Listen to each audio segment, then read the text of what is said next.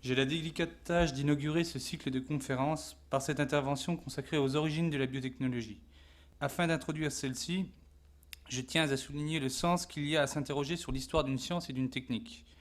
Une science et une technique ne sont jamais isolées, mais s'intègrent dans un système complexe impliquant institutions, définitions conceptuelles, modalités de financement et modalités d'éducation, modalités de diffusion, politique scientifique, considérations économiques, pour ne citer que quelques aspects.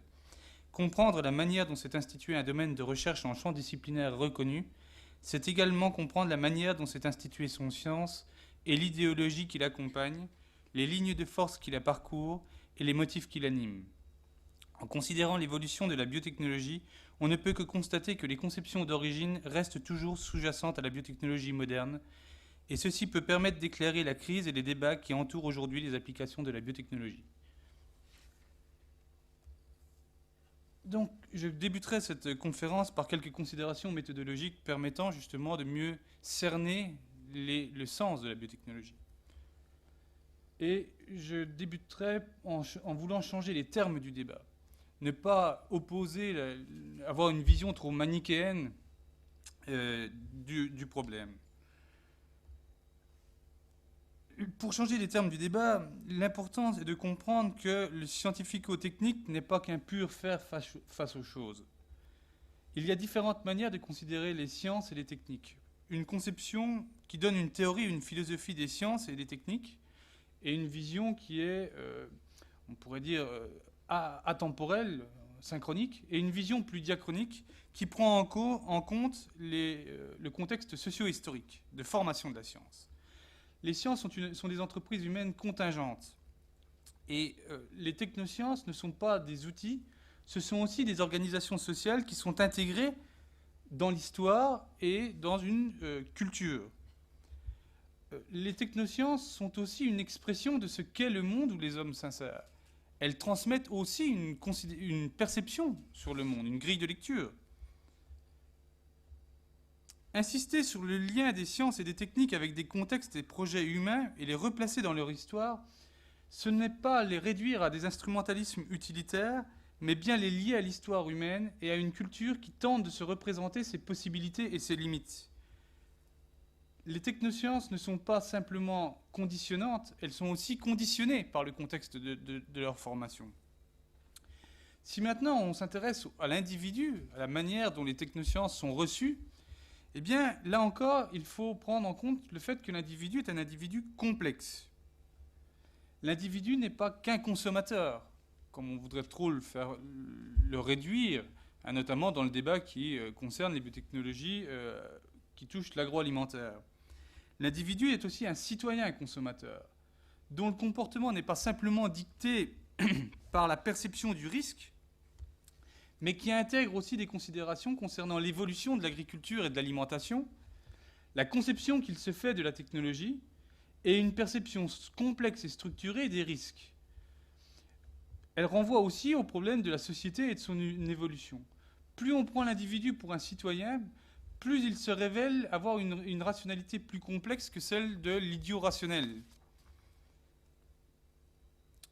D'où la notion de conception de citoyen consommateur.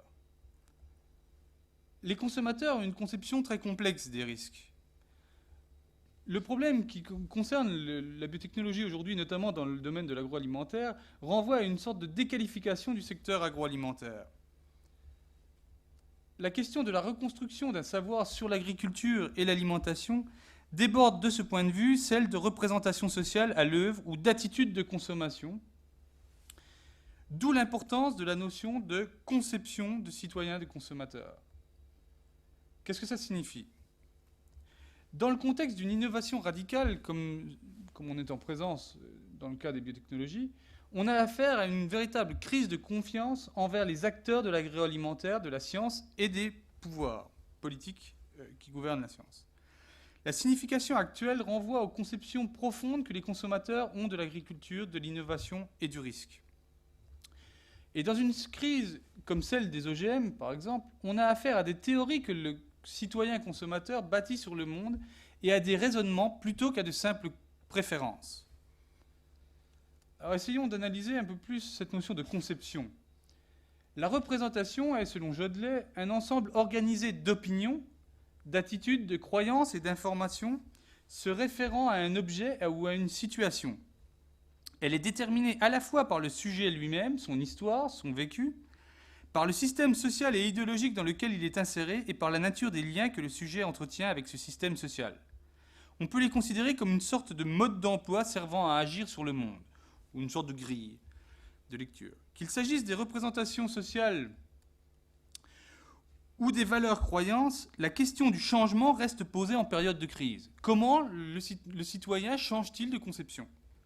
On peut penser que le facteur limitant est moins constitué par l'information que par sa pertinence par rapport à un ensemble de connaissances constituées, d'où la reprise du terme de conception développé par Jordan. Je préfère donc le terme de conception au terme de représentation. Pourquoi ? Le terme de conception met l'accent sur le fait qu'il s'agit à un premier niveau d'idées coordonnées et d'images cohérentes, explicatives, utilisées par les apprenants pour raisonner face à des situations problèmes. Mais surtout, il met en évidence l'idée que cet ensemble traduit une structure mentale sous-jacente, responsable de ces manifestations contextuelles. Je veux dire par là que la notion de conception est une notion qui est plus précise, qui renvoie à une grille de lecture du monde, et une grille de lecture qui tend à donner une explication au monde. Ce n'est pas simplement des croyances ou des opinions. Le problème des changements de conception implique justement une perspective sur l'apprentissage de connaissances plus que sur l'information. Et je voudrais ici insister un petit peu sur le fait que quand on traite de la biotechnologie, on traite comme si le public était irrationnel, comme si le public n'avait aucune connaissance. D'où cette idée que finalement il suffit de communiquer, de bien communiquer sur la biotechnologie pour que les choses changent. Je m'inscris un petit peu en faux sur cette idée-là, justement par cette notion de conception, plus que de représentation. Le fait qu'on soit dans un contexte problématique induit une attitude distante par rapport au concept d'opinion du citoyen ou d'attitude du consommateur et conduit à adopter une démarche d'analyse des théories que la société a sur le monde, sur l'agriculture et sur l'alimentaire. D'où l'importance d'une analyse de la manière dont se sont construites les conceptions modernes sur la biotechnologie. En effet, je crois que ce n'est que dans cette perspective historique qu'on pourra être à même de mieux comprendre les débats modernes qui entourent la biotechnologie et en particulier les controverses actuelles sur l'agroalimentaire. Alors, un terme, la biotechnologie, donc, aurait aux origines d'une rupture entre conception et pratique, entre la manière dont on perçoit la biotechnologie et la réalité de la biotechnologie. Alors, la biotechnologie, c'est simplement pour vous montrer que la biotechnologie se situe au centre, dans une intersection de plusieurs disciplines, de plusieurs champs disciplinaires. La biotechnologie se situe au centre en particulier de la biologie, de la chimie et de l'engineering. Et il n'y a rien d'étonnant à ce que cette complexité, en même temps, induise ou entraîne ou s'accompagne d'une complexité de la manière dont on perçoit la biotechnologie. Alors, la biotechnologie prend son origine au milieu du XIXe siècle dans la zymotechnologie. Alors, au XIXe siècle apparaît une nouvelle conception du vivant et une conception plus analytique. Rappelons-nous que 20 ans après la fondation de la théorie cellulaire, l'Allemand Rudolf Virchow décrivait la division cellulaire et la différenciation. Il était contemporain de Louis Pasteur qui démontra en 1863 que la fermentation du vin résulte de l'action d'organismes vivants, les cellules de levure. En l'espace de quelques décennies, tout était donc mis en place pour que l'art ancestral de la brasserie se transforme en une technologie, souvent appelée zymotechnologie, du grec zymos, ferment, et techné, art.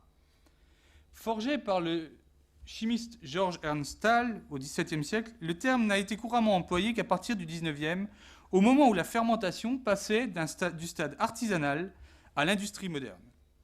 La chimie prit la forme d'une science qui apporterait le bien-être et la santé. Sa puissance et son potentiel, apparemment sans limite, étaient devenus un lieu commun du XIXe siècle. Liebig affirmait la revendication du contrôle de la fermentation par les chimistes. Néanmoins, la chimie fut récupérée par la chimie organique qui cherchait à remplacer la laborieuse et coûteuse extraction des produits naturels par des synthèses de laboratoire. Vers la fin du XIXe siècle, la compréhension des produits naturels se développa et avec elle le respect vis-à-vis de la nature et de sa complexité. Avec sa revendication de son emprise sur le monde vivant, la chimie se trouva confrontée aux nouvelles disciplines dynamiques qu'étaient la biologie et la physiologie, avec comme conséquence le fait que la zymotechnologie devient un concept flou comprenant les théories et techniques liées à la fermentation. Elle en vient à constituer une interface clé entre la science et l'industrie. Donc on voit dès le départ que la biotechnologie va s'instituer dans cette interface qui s'instaure entre, d'un côté, la chimie et de l'autre côté, l'industrie. Elle va s'instituer également à travers une nouvelle conception du vivant. En effet, les succès de la chimie, notamment son emprise croissante sur les processus vivants, amenèrent la physiologie à être de plus en plus réductionniste et à réclamer aussi une vision très appliquée. La tendance en physiologie à réduire la vie à la chimie et à la physique fut complétée par d'autres perspectives soulignant l'importance du monde vivant, en particulier par la biologie. L'exemple de la chimie attira des revendications réitérées de signification pratique pour la biologie. La botanique avait déjà des applications. Un exemple, le professeur Julius Wiener soutient d'une manière caractéristique, propre à son époque, qu'une approche technologique de la production agricole de matériaux bruts pourrait et devrait être introduite dans les grandes écoles techniques. Il est évident que l'interface va s'instituer également à travers la microbiologie. La limite entre l'essence divine de la vie et la province de la technologie fut franchie par la microbiologie créée par Pasteur. À l'Institut Pasteur, Émile Duclos, directeur de l'Institut en 1895, construisit un prototype de fermenteur industriel. Pour la première fois, les connaissances biologiques servaient à améliorer les processus industriels. Si en France, l'influence de Pasteur domina ces instituts, ailleurs, la microbiologie dut cohabiter avec d'autres disciplines dans des instituts construits sous des pressions locales. La zymotechnologie, dans l'industrie, constituait une sorte d'abri pour la cohabitation de la chimie avec d'autres domaines plus récents, tels que la microbiologie, la bactériologie, la mycologie ou la botanique. Dans le cas de la zymotechnologie, l'interconnexion disciplinaire se développa à partir d'un système industriel et de recherche préoccupé par l'accroissement de la productivité agricole et l'amélioration des techniques de brassage. Je voudrais ici souligner le fait que la biotechnologie va s'instituer sous l'angle d'une maîtrise des processus de contrôle des processus de fabrication à partir des organismes vivants. Une mainmise, si vous voulez, se rendre maître et possesseur non pas de la nature, mais de la vie. Les centres agricoles passèrent d'un rôle purement éducationnel à un rôle influent sur la recherche. Cette évolution s'observa dans le cas du brassage, les chimistes offrant des moyens de contrôler précisément les processus de fabrication. Dans ce processus, la zymotechnologie acquit une interprétation extrêmement pragmatique. Elle comprenait un mixte éclectique de techniques et de compétences provenant de la chimie, de la microbiologie, de la biochimie, de la bactériologie, de la mycologie, de la botanique et d'ingénierie, tout en ayant suffisamment d'enracinement spécifique pour étendre son domaine de compétences, comprendre tout art et procéder sur la fermentation.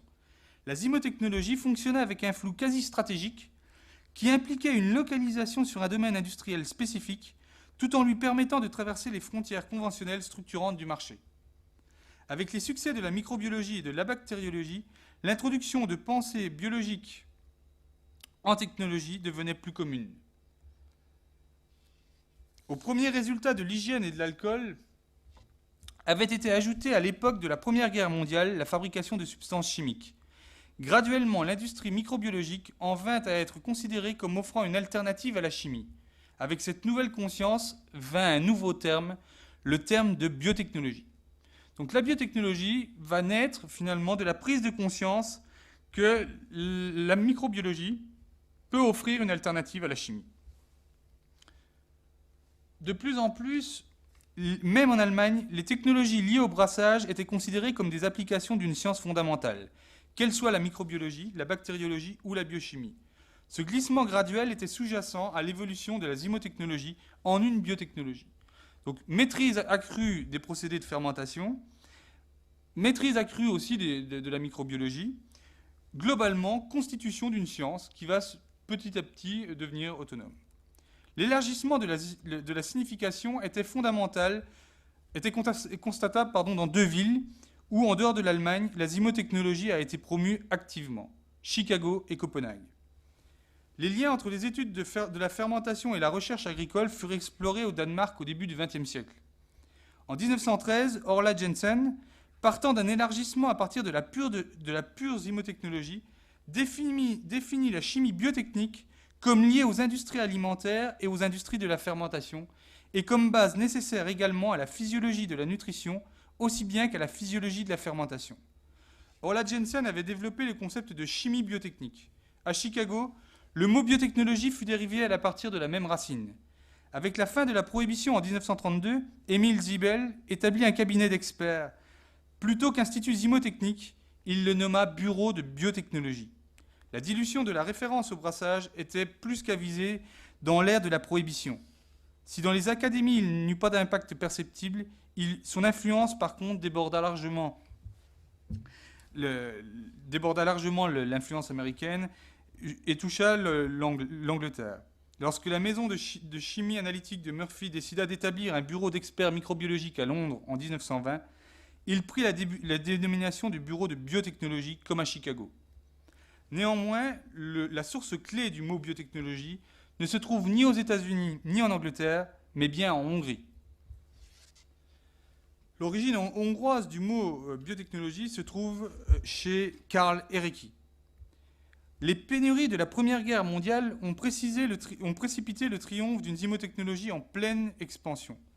C'est alors qu'est apparu le mot allemand biotechnologie, inventé en 1917 par l'économiste hongrois Karl Ereky, pour décrire sa philosophie d'une agriculture industrialisée. Les motivations d'Ereky sont vont nous sembler tout à fait contemporaines, puisqu'elles sont simples à retranscrire. Il s'agit de remplacer une économie paysanne archaïque par une industrie agricole capitaliste fondée sur la science.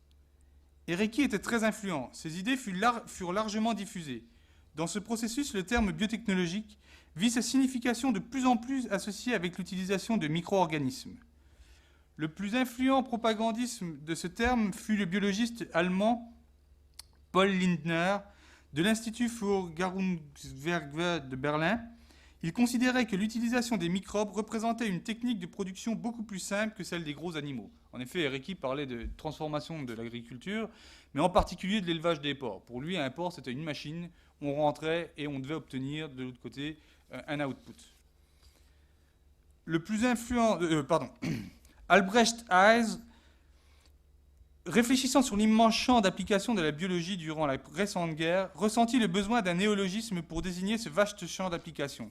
Il rejeta le terme biotechnologie en argumentant que ce qui était fait restait encore artisanal et ne pouvait représenter une branche du savoir académique, une réelle biotechnologie. Et donc il préférait le terme, lui, biotechnique. La redéfinition de Lindner et l'enthousiasme de Haas reflétaient un phénomène plus général, l'importance croissante des micro-organismes dans les industries. Les processus de production de l'acétone et de la pénicilline développés durant la Première Guerre mondiale contribuèrent à renforcer cette tendance et suggérèrent un futur radieux pour l'industrie des fermentations. Durant l'entre-deux-guerres, l'expertise développée pour l'élaboration de l'acétone fut appliquée à la production d'alcool dans plusieurs pays européens. Les voitures consommaient alors un mélange d'alcool et de pétrole.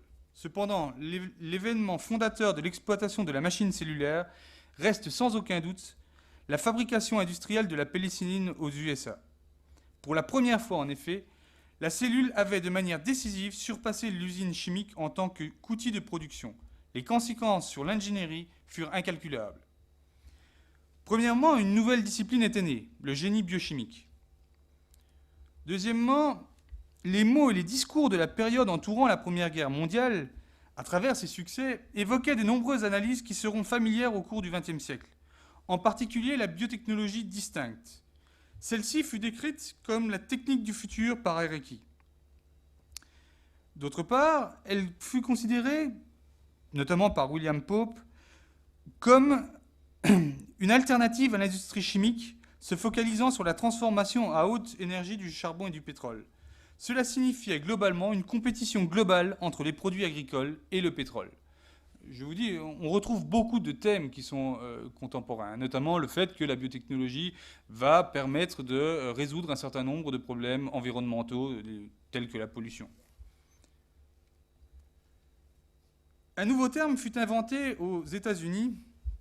William J. Hall, considérant la tragédie que représentait le problème des surplus agricoles, conséquence de la crise de l'agriculture américaine dans les années 30, et pondérant la possibilité de les utiliser pour produire des substances chimiques, choisit le terme chémurgie, signifiant chimie au travail du chem et du grec ergon.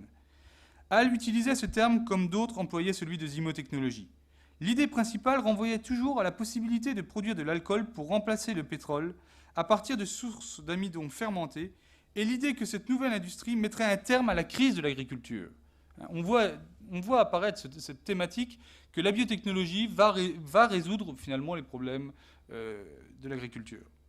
Il faut cependant reconnaître que cette chémurgie zymotechnologie restait assez marginale dans l'industrie chimique en développement. Les grandes corporations des années 20 préféraient aux procédés biologiques ceux fondés sur le pétrole. À la fin des années 60, le terme chirurgie tomba en désuétude, et fut remplacé par celui d'engineering biochimique. La biotechnologie acquit une autre connotation apparemment assez différente de son interprétation chirurgique. Au cours de l'entre-deux-guerres, et sur la base des conceptions de l'intégration de la biologie avec l'ingénierie, la biotechnologie, sujet composite, en vint à concerner l'application de la biologie à l'humanité conçue à l'image d'une machine. La santé fut considérée comme le résultat d'un environnement harmonisé avec les besoins de la société. Les préoccupations eugénistes ont leur place ici, mais également les technologies industrielles alimentaires et non polluantes basées sur des ressources naturelles renouvelables. En dépit de la divergence apparente vis-à-vis de la tradition zymotechnologique, ces deux traditions convergèrent en 1930 dans une conception d'une nouvelle technologie plus salubre, conçue comme bienfaisante. Comme il est vrai pour d'autres domaines, leurs pertinences persisteront longtemps après que leur contenu, c'est-à-dire la connaissance et les techniques désignées par le terme de biotechnologie, auront changé jusqu'à devenir méconnaissables. Là encore, je voudrais insister sur le fait qu'apparaît cette idée que l'homme lui-même peut être conçu à l'image d'une machine et en tant que tel peut être amélioré. Donc la biotechnologie va aussi s'appliquer à l'humain et désigner donc cette tentative d'améliorer l'homme.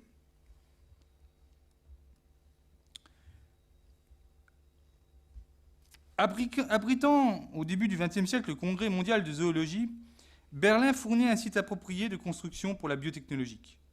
Un participant allemand, Gustav Tornier, mit en exergue la manière dont de nombreux articles traitaient d'analogies entre les systèmes biologiques et mécaniques. Il proposa que la catégorie de technologie puisse être appliquée aux organismes vivants en général, décrits comme bionten, et que le processus de les modifier ou de les utiliser technologiquement soit dénommé biototechnique. L'article de Tornier fut largement noté. Si le mot peut sembler novateur, sa biologie reste cependant conservatrice. Les analogies entre êtres vivants et technologie humaine étaient déjà soulignées depuis des décennies. Si l'homme peut en droit être réduit à une machine, la création des machines doit, elle, être considérée comme un aspect caractéristique de l'animal humain. L'homme avait eu à développer des techniques pour suppléer la perte de ses instincts naturels. Le terme usité par le français Jean-Jacques Viret pour désigner ce trait humain en 1828 fut biotechnie. Pour Bergson, notre état technologique définit en quelque sorte notre état de conscience. Cette conception conduisit à voir en la biotechnologie, même à l'époque de Bergson, une technologie caractéristique de son temps. Rudolf Goldscheid, romancier et sociologue respecté, développa la première philosophie biotechnique. Il concevait la biotechnique comme implémentant le programme de la social biologie. Il souhaitait apporter une vision technologique à l'hygiène sociale qui devint la question fondamentale de l'entre-deux-guerres, avec des inquiétudes croissantes concernant la santé des populations en termes de leur nombre, de leur qualité et de leur bien-être. Le Menscheneconomie de Goldscheid impressionna également Julius Moses, l'orateur du Parti socialiste pour la campagne d'hygiène dans la République de Weimar. Les idées de Goldscheid eurent une grande influence et leur interprétation cristallisèrent de la France jusqu'en Union soviétique une variété d'idées concernant une nouvelle technologie suggérée par les concepts conventionnels d'hygiène sociale et inscrite dans un contexte fortement imprégné de préoccupations eugénistes. Il y eut entre autres des réflexions sur l'importance d'une zootechnie humaine. L'hygiéniste devient, et là encore je tiens à souligner, l'expression devient un ingénieur de la machine humaine. Partageant avec Goldscheid la conviction de la valeur intrinsèque des phénomènes naturels, le botaniste Raoul Francé attribua une importance fondamentale à la biotechnique. Pour lui, la biologie pourrait constituer un modèle pour la technologie. Son axiome était que la vie pouvait être perçue comme une série de problèmes techniques pour lesquels les organismes vivants représentaient des solutions optimales. En suivant cette ligne de pensée, la signification des exemples biotechniques est évidente. Pour Francé, elle augure une libération de nombreux obstacles, une rédemption, un espoir de résolution de nombreux problèmes en harmonie avec les forces du monde. Francé se caractérisait lui-même comme un leader et annonçait une nouvelle ère dans le développement culturel. Son idée se répandit largement en Allemagne. Ici, la biotechnologie, comment on voit apparaître cette espèce de configuration qui donne à la biotechnologie finalement une sorte de pouvoir qui permet de résoudre tous les problèmes. Et un pouvoir révolutionnaire. La biotechnologie, la biotechnie, sont considérées comme constituant une rupture avec les formes traditionnelles. Stylistiquement, les philosophies de Francé, de Goldscheid et les conceptions pragmatistes d'Orla Jensen et d'Erecki se rejoignent en de nombreux points. Elles expriment toute une nouvelle constellation d'idées entourant la biologie et qui transcendaient des techniques particulières. La nouvelle science semblait être à la base de technologies perçues comme révolutionnaires, mais toujours en gestation, et pouvant mieux être décrites par leur potentialité et signification collective que par leur valeur individuelle. Ces philosophies fournissaient une expression technologique du nouveau siècle qui allait avoir une grande influence, surtout parce qu'elle s'adressait à une audience non initiée. À travers sa traduction en anglais, la signification du concept de biotechnique de Francé et de Goldscheid en vint à être attachée à des concepts similaires et en même temps acquis une utilisation usuelle. Bien avant la Première Guerre mondiale, les philosophies qui encensaient le naturel et le vivant étaient très répandues. L'Angleterre avait ses propres problèmes spécifiques, en particulier celui de la pollution et de la destruction de l'environnement par les industries. La base agricole de l'Empire, considérée comme un tout, fournissait encore une alternative. La nouvelle profession de biologiste était particulièrement bien placée pour relever de tels défis. Les pensées spéculatives de Francé traversèrent la Manche sous la forme d'une traduction anglaise de ses travaux. Patrick Geddes, un biologiste écossais, utilisa le terme biotechnique, bien que apparemment sans attribution. À travers ses successeurs, particulièrement Lewis Mumford, il eut un impact profond sur la pensée anglaise. Il fut en particulier une figure clé dans la transformation du terme biotechnique d'une idée biologique révolutionnaire à une espèce caractéristique de technique. Avant la guerre, il en vint à décrire un nouvel âge dans le développement futur de la technologie, l'âge géotechnique, dans lequel la technologie s'harmoniserait enfin avec les besoins de la Terre, avec l'environnement, et où la biotechnique aurait eu une influence fondamentale. Des biologistes plus jeunes, tels John Burdon Sanderson Haldane, Julian Huxley et Lancelot Hogben, s'approprièrent les concepts de biotechnique de Geddes, de Francé et de Goldscheid, et s'enthousiasmèrent pour l'idée d'une ingénierie humaine, idée largement commune à l'époque. Anecdote, Julian Huxley, c'est le frère d'Aldous Huxley, qui a écrit Le meilleur des mondes en réponse à la manière dont Julian Huxley envisageait l'application de la biotechnologie à l'homme. Le déclin de la population et les évidences de plus en plus nombreuses de la malnutrition en Angleterre avant la dépression du début des années 30 avaient formé le contexte pour une biologie sociale en Angleterre. William Beveridge, le directeur de l'école londonienne d'économie, désirait combler l'écart séparant les sciences sociales et les sciences biologiques au moyen d'études sur les bases biologiques, y compris génétiques, du comportement humain. On veut dresser, entre guillemets, l'homme, ramener l'homme, résoudre les problèmes sociaux à l'aide de la science. Il chercha un biologiste intéressé par l'économie et la politique et finalement recruta l'ami de Julian Huxley, Lancelot Hogben. Ainsi, au début des années 30, à l'époque où Geddes et Goldscheid décédèrent, la biologie sociale avait atteint le statut d'un sujet universitaire. Ogben appela de tous ses voeux des applications de la biologie aussi concrètes que les applications de la chimie. Pour Ogben, la biotechnologie était conçue comme une réponse socialiste et esthétique aux technologies mécaniques et polluantes héritées par sa génération, comme une réponse au problème du déclin de la population et celui de la production agricole. Un composant final de la biotechnologie était la transformation chimique basée sur des microbes. Elle devait être la technologie du futur. L'utilisation du concept de biotechnologie par Ogben synthétisa les idées exprimées par Hereki Pope Goldchild et avec plus d'évidence les idées de Geddes. L'interprétation fortement eugénique de Julian Huxley n'en représentait qu'un aspect. Il y avait également dans l'importance conférée aux techniques de la fermentation un lien à la tradition zymotechnologique. La nouvelle compréhension des problèmes environnementaux, la complexité croissante des connaissances génétiques ainsi que des résultats effrayants et inhumains de l'interprétation et de l'utilisation de la génétique par les nazis conduisirent à la déclaration en 1939 par les généticiens anglo-américains incluant Haldane, Huxley et Ogben, que l'amélioration de l'environnement représentait un facteur déterminant de l'amélioration des populations. On décentre le regard, plutôt que de considérer le problème uniquement au niveau de la biologie, on voit aussi le problème au niveau de son environnement, de l'être vivant. Leur inspiration et réflexion influencèrent un grand nombre d'étudiants, au sujet notamment des changements industriels et de la malnutrition. Les biologistes Huxley et Ogben ont suscité l'enthousiasme des chimistes pour la production naturelle. En la combinant avec les idées d'une amélioration de l'environnement comme ayant une influence sur la nature humaine, ces biologistes avaient amalgamé l'ingénierie biologique et la biotechnologie. Un chimiste, au moins, fut enclin à retourner la faveur, le chimiste et industriel britannique Harold Hartley.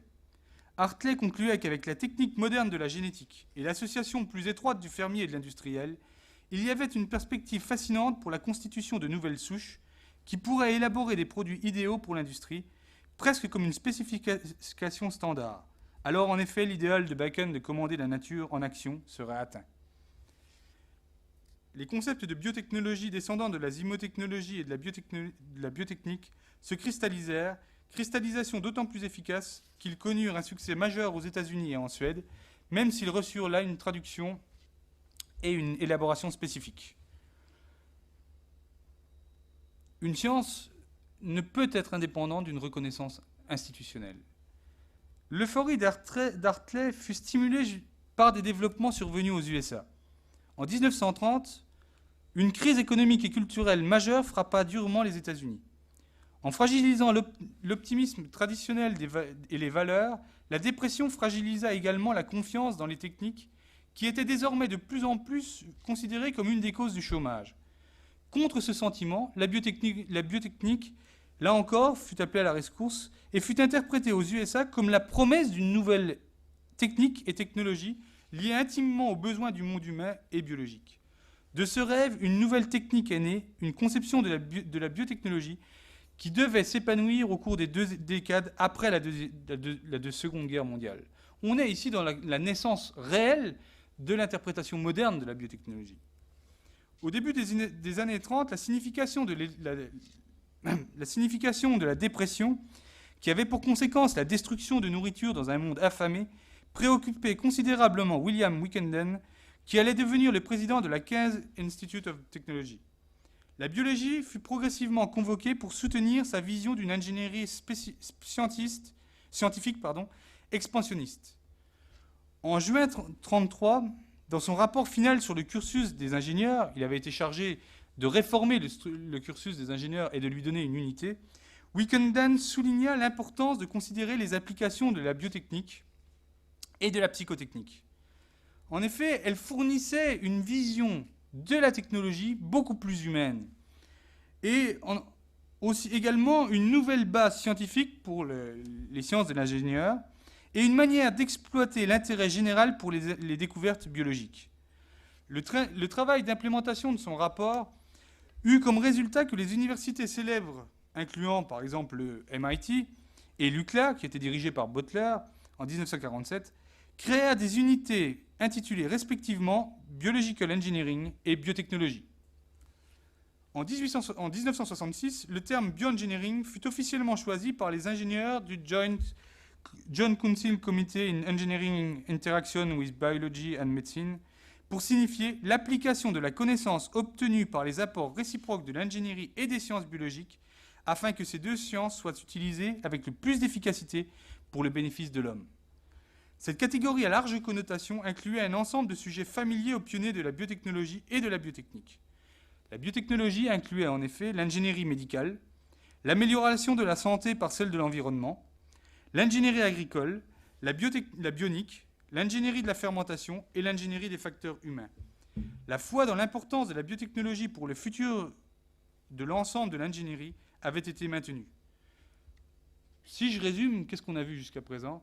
On a vu que la biotechnologie s'est instituée contre tout un tas de problèmes. Le problème de la malnutrition, le problème de la surpopulation, le problème d'une technique considérée comme déshumanisante, le problème de la surpopulation, et ainsi de suite. Donc c'est une vision positive de la biotechnologie qui s'institue. Il y a là apparemment un curieux paradoxe quand on considère aujourd'hui que la biotechnologie est considérée comme une menace, alors qu'ici, elle était considérée au contraire comme quelque chose qui secourait l'humanité. La bioingénierie émergea comme une seule catégorie d'ingénierie parce qu'elle représentait un véhicule idéal pour l'introduction des sciences de la vie dans les enseignements. C'était en effet une catégorie d'enseignement plutôt que de recherche. C'était également un domaine obtenant son intégrité et son identité de son rôle fonctionnel comme interface entre des disciplines historiquement assez séparées de la biologie et de l'ingénierie.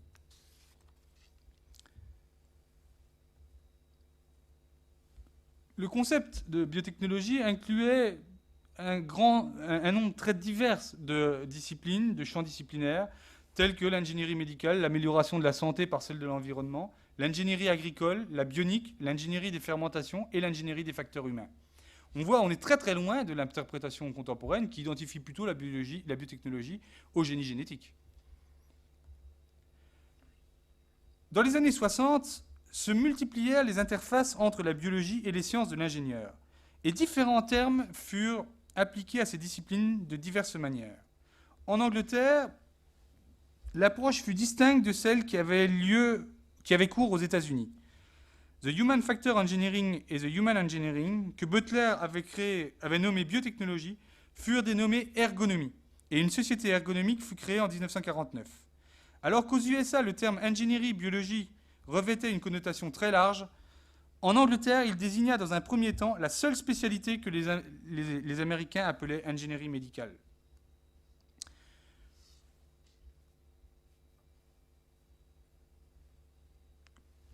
Quand on compare l'interprétation américaine et l'interprétation anglaise, une différence très nette apparaît. En effet, la place de la technologie de la fermentation pouvait être incorporée, en principe au moins, dans le modèle américain d'une ingénierie et d'une biologie intégrée.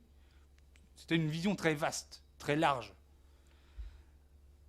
Alors qu'en Angleterre, au contraire, l'insistance sur les applications humaines, et en particulier sur l'ingénierie médicale, distançait par contre le domaine. On a donc deux visions alternatives de la biotechnologie. D'un côté, une vision qui est focalisée sur les aspects humains, c'est la vision anglaise. De l'autre côté, une vision très très large, incluant aussi bien les aspects, la microbiologie que l'ingénierie médicale. Et ça, c'est l'interprétation américaine. Ces deux interprétations vont être débattues en Suède.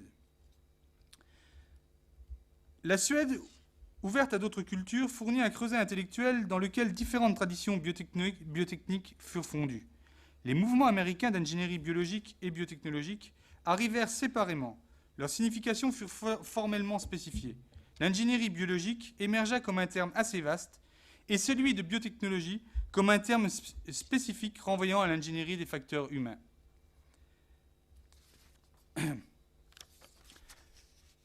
L'Académie des sciences de l'ingénierie suédoise, s'occupant des questions énergétiques, alimentaires et d'approvisionnement en médicaments au cours de la guerre, s'était tournée vers des méthodes biologiques et avait créé en décembre 1942 une nouvelle section intitulée Biotechnique. Axel Ehrenström fut remplacé comme directeur par Eddie Welander, un ingénieur diplômé d'Harvard et du MIT, et qui garda des contacts étroits avec ses collègues américains, même en temps de guerre.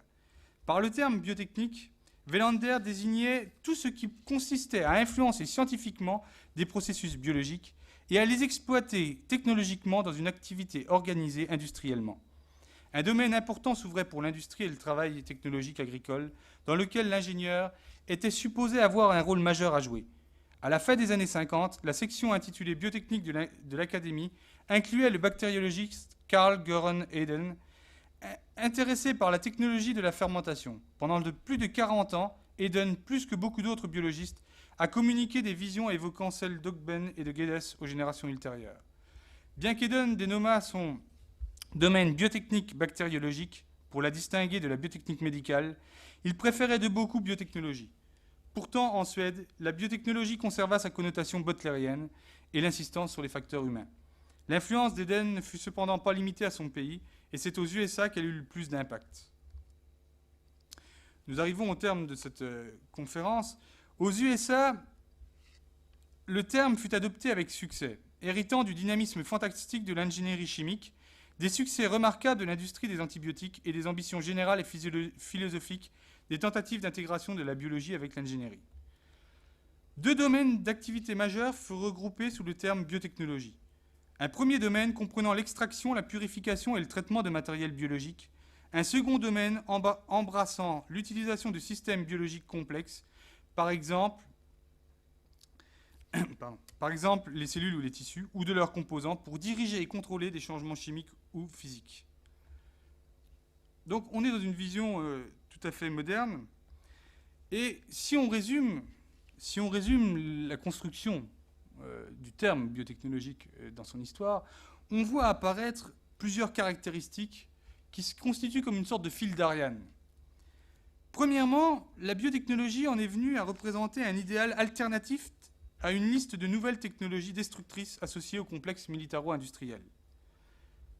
Deuxièmement, la biotechnologie a été considérée comme une source de solutions potentielles pour des problèmes de santé humains. Enfin, elle fut considérée comme une solution potentielle aux problèmes des pays en voie de développement, et en particulier aux problèmes de la malnutrition. Alors, pourquoi la biotechnologie pose-t-elle aujourd'hui autant de difficultés ?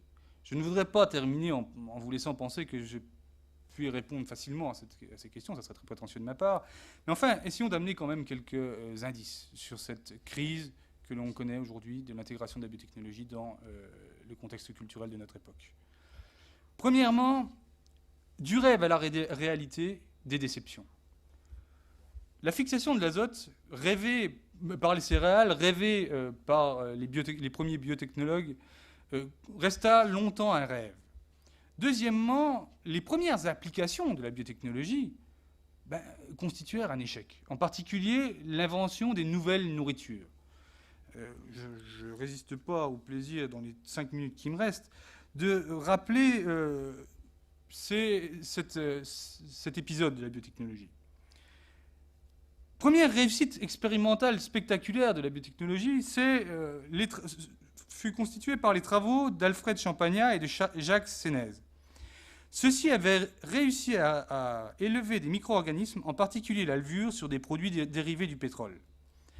Je ne suis pas très vieux, mais je me souviens qu'on parlait beaucoup de steak à base de pétrole. Cette réussite conduisit des multinationales telles que BP, Hecht et des organisations internationales telles les Nations Unies, ainsi que de nombreuses nations comme la Russie et le Japon, à s'intéresser à la nouvelle nourriture baptisée par Nevin Scrimshaw au MIT en 1966, Single Cell Protein. Le projet, cependant, se heurta à une très forte résistance du public. Les gouvernements s'inquiétèrent du risque cancérigène. Le prix du soja naturel chuta et, comble de malheur, le prix du pétrole grimpa. Le steak de pétrole ne fut pas commercialisé en Europe de l'Ouest. Mais par un curieux renversement assez ironique, alors que les single-cell protéines avaient été considérées comme une solution pour la malnutrition dans les pays en voie de développement, les single-cell protéines deviennent pour un temps une source majeure de nourriture pour les animaux. Mais pas les animaux des pays en voie de développement, les animaux des pays développés. Commercialement, les espoirs mis dans cette technique se soldèrent donc par un échec causé par la brusque crise du pétrole et la baisse des prix d'autres produits. L'échec commercial du carburol et du steak du pétrole, ainsi que la croissance relativement lente du marché des enzymes, refroidirent quelque peu les ardeurs. à l'évidence, on avait placé beaucoup trop d'espoir dans le développement des biotechnologies au cours des années 60, espoir qui semblait dénué de fondement. Le succès de la révolution verte à partir du maïs et de riz cultivés conventionnellement mais à haut rendement engendra également un certain scepticisme et un certain cynisme. Les nouvelles souches qui devaient aider les paysans des pays pauvres favorisèrent ironiquement les paysans riches plutôt que les pays pauvres et accrurent encore un peu plus l'endettement des paysans pauvres et la concentration des fermes, la concentration des terrains. Donc, concluons, eh bien, on peut dire que la biotechnologie a suscité beaucoup de rêves dans son développement. Et son développement, je rappelle, n'est basé que sur une conception positive de la biotechnologie. On chante le rêve, finalement. Mais si au départ la biotechnologie était considérée comme une bonne technologie, à partir des années 73, eh bien, il y a eu un renversement. Alors ce renversement, on peut l'expliquer d'une manière assez simple. Il vient du mariage de la biotechnologie au génie génétique. Alors que jusqu'à maintenant, on n'a pratiquement pas parlé de gènes, en dehors des problèmes de l'eugénisme, par exemple. Mais je dirais, ce n'est pas le fil conducteur de l'évolution du concept de biotechnologie. À partir des années 73, apparaît le génie génétique. Et il apparaît comment, le génie génétique? Eh bien, il apparaît, sa date de naissance, finalement, on pourrait dire que c'est le congrès d'Asilomar. Il apparaît sous l'angle du risque. Deuxièmement, le génie génétique a été très rapidement identifié comme constituant une sorte d'inconnu, ouvrant des perspectives, mais finalement des perspectives dont on ne maîtrise pas en fait ce qu'elles vont être. Et quand on lit les articles de journaux de cette époque, qu'est-ce qu'on voit apparaître? La biotechnologie peut tout. Tout est possible. Il suffit de reprendre les journaux de vulgarisation, de très grande vulgarisation. C'est vraiment le thème de l'apprenti sorcier. L'homme se rend maître et possesseur. L'homme peut tout. On va maîtriser la vie. D'autre part, le génie génétique amène quelque chose qui va être, là, je crois, nouveau. Le génie génétique va perturber les référentiels constitutifs de la nature. C'est-à-dire que le problème n'est pas l'anti-nature, c'est que toutes les valeurs sur lesquelles on construisait le concept de nature vont être perturbées par le génie génétique. Et on va de plus en plus focaliser sur ce qui est bizarre. Il suffit de regarder l'émission de ce soir, je ne sais pas si ça a été fait exprès, mais sur la 5, il y a une émission consacrée aux athlètes génétiquement modifiés. Et quand on parle de la génétique aujourd'hui, bien sûr, il y a l'aspect santé, mais les 3/4 du temps, c'est finalement, c'est les monstres. C'est le poulet sans plumes, c'est les vaches avec des... Enfin, il suffit de voir à l'INRA les galeries des monstres pour s'en convaincre. Donc, il y a eu une sorte d'amalgame entre biotechnologie et génie génétique qui a finalement occulté toute l'histoire de la biotechnologie. Et c'est pour ça que, en cette conclusion, je dirais qu'on a oublié un petit peu l'origine de la biotechnologie. Et j'espère, par cette conférence, vous avoir permis de retrouver un petit peu les conceptions originelles de la biotechnologie et amener finalement à une sorte d'outil permettant de mieux appréhender les débats qui ont cours aujourd'hui. Je vous remercie de votre attention.